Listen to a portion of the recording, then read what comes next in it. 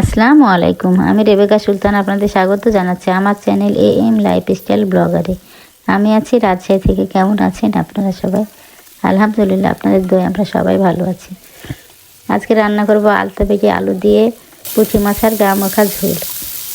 সেজন্য আলতা ভেজে আলুগুলো আমি সুন্দরভাবে ভেজে নিচ্ছি। আগে ভেজে নেওয়া হয়ে গেছে। এবার পেঁয়াজ, কাঁচামরিচ, ধনিয়া গুঁড়া, জিরা গুঁড়া, মরিচ, লবণ আর হলুদের গুঁড়া দিয়ে দিলাম। তারপরে দিলাম টমেটো পেস্ট, পেঁয়াজ আর কাঁচামরিচ পেস্ট করে নিয়েছিলাম সেগুলো দিয়ে দিলাম। তারপরে আদা রসুন দিয়ে সরিষার তেল দিয়ে হাত দিয়ে ভালো করে মেখে নেব।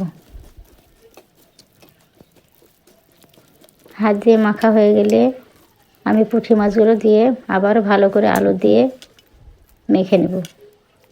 আমার ভিডিওটা যদি আপনাদের এতটুকু ভালো লেগে থাকে তাহলে প্লিজ লাইক, কমেন্ট, সাবস্ক্রাইব করে দিবেন। আর যদি ফেসবুক পেজ থেকে দেখে থাকেন শেয়ার করে দিয়ে আমার সঙ্গেই থেকে যেতে পারেন।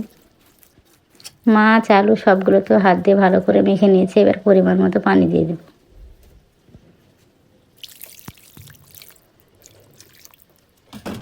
এই আলুতে একটু বেশি পানি দিতে হয়, নইলে আবার আলুতে ঝোলটা টেনে যাবে। সেজন্য পরিমাণ মতো পানি দিয়ে এবার চাপিয়ে দিলাম। আমার তো মাছটা হয়ে এসছে। আলুগুলো সেদ্ধ হয়েছে কি দেখে নেব। এই তো সেদ্ধ হয়ে গেছে। এবার কিছুটা টমেটো দিয়ে দিব। কেটে রাখা টমেটো দিয়ে আবারও ঢেকে দেব।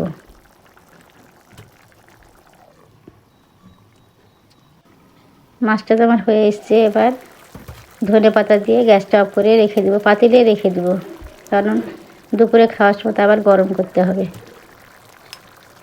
এই তো ধনে পাতা দিয়ে দিলাম। এবার ঢেকে দিয়ে গ্যাসটা অফ করে দেবো। আসসালামু আলাইকুম।